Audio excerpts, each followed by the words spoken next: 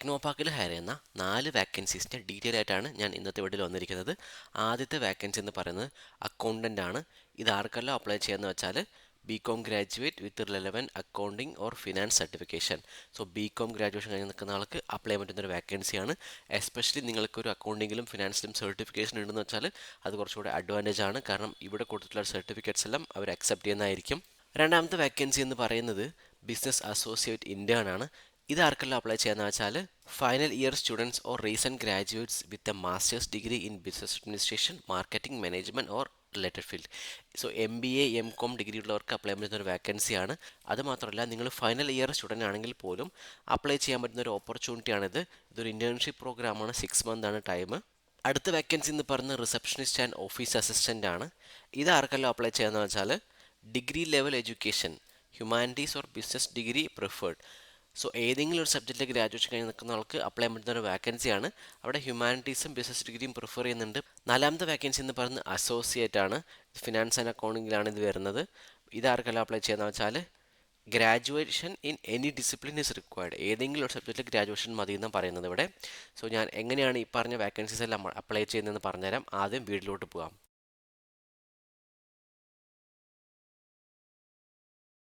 ആദ്യത്തെ വേക്കൻസിയാണ് അക്കൗണ്ടൻറ്റ്. ഇവിടെ കീ റെസ്പോൺസിബിലിറ്റീസ് കൊടുത്തിട്ട് നിങ്ങൾക്ക് വായിച്ച് നോക്കാം.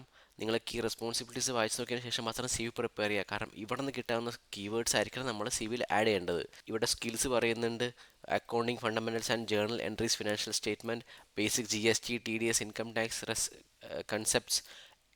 Excel must be comfortable with the formulas, basic analysis, Tally or ERP, or willing to learn company specific software, ability to prepare basic projections, analysis report, etc. So ഇതൊക്കെയാണ് ഇവിടെ പറയുന്ന preferred skills. ഇനി ക്വാളിഫിക്കേഷനോട്ട് വരുമ്പോൾ BCom graduate with relevant accounting or financial certification, strong academic and understanding of accounting finance taxation and corporate laws. ഇതാണ് qualification പറയുന്നത്. Certificates കുറേ എണ്ണം മെൻഷൻ ചെയ്തിട്ടുണ്ട്. ഇതെല്ലാം നിങ്ങളുടെ കയ്യിലുണ്ടെന്ന് വെച്ചാൽ യൂസ്ഫുൾ ആയിരിക്കും. സോഫ്റ്റ് സ്കില്ല് പറയുന്നുണ്ട് strong attention to detail and analytical ability, good communication skill, ability to understand document and explain financial assumption, willingness to learn valuation ROC documents, ability to work independently and as part of a team, high level of integrity and responsibility. ഇതൊക്കെയാണ് ഇവിടുത്തെ soft സ്കില്ലിൽ പറയുന്ന കാര്യങ്ങൾ. നിങ്ങൾക്ക് ഈ ജോബിലോട്ട് apply ചെയ്യാൻ താല്പര്യമുണ്ടെന്ന് വെച്ചാൽ നിങ്ങൾ ഇവിടെ ഒന്ന് CV പ്രിപ്പയർ ചെയ്യുക. ആ ഒരു CV ഈ ഒരു ഇമെയിൽ ഡയറക്റ്റ്ലി അപ്ലൈ ചെയ്യാൻ പറ്റും.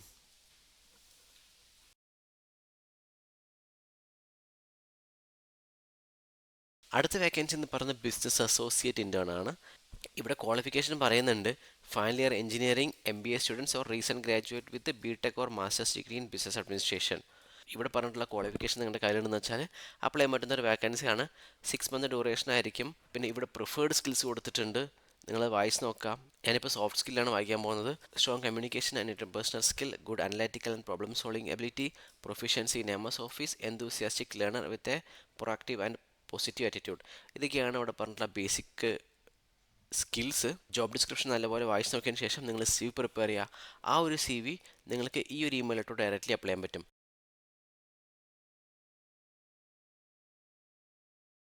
അടുത്ത വേക്കൻസി എന്ന് പറയുന്നത് റിസപ്ഷനിസ്റ്റ് ആൻഡ് ഓഫീസ് അസിസ്റ്റൻ്റ് ആണ്. ഇവിടെ ജോബ് ഡിസ്ക്രിപ്ഷൻ കൊടുത്തിട്ടുണ്ട്, റെസ്പോൺസിബിലിറ്റീസ് കൊടുത്തിട്ടുണ്ട്. നല്ലപോലെ വായിച്ച് നോക്കുക.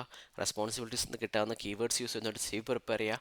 ആ CV ആയിരിക്കണം നമ്മൾ അപ്ലൈ ചെയ്യേണ്ടത്. പ്രിഫേർഡ് സ്കിൽസ് പറയുന്നുണ്ട് proven experience in an administrative, receptionist or office assistant role, exceptional interpersonal and communication skill, strong organization skill, ability to multitask, prioritize and adapt in a dynamic work environment, proficiency in Microsoft Office suite. ഇതൊക്കെയാണ് decide സ്കിൽസിൽ പറയുന്ന കാര്യങ്ങൾ. Education qualification പറയുന്നുണ്ട് degree level education, especially humanities or business degree preferred, 2 to 3 years of experience in a corporate environment, ideally in a GCC or similar. Experience ചോദിക്കുന്നുണ്ട് 2 to 3 years of experience. So നിങ്ങൾക്ക് ഈ ഒരു ജോബിലോട്ട് apply ചെയ്യാൻ താല്പര്യമുണ്ടെന്ന് വെച്ചാൽ CV prepare ചെയ്യുക. ആ ഒരു CV ഈ ഒരു ഇമെയിൽ ഡയറക്റ്റ്ലി അപ്ലൈ ചെയ്യാൻ പറ്റും.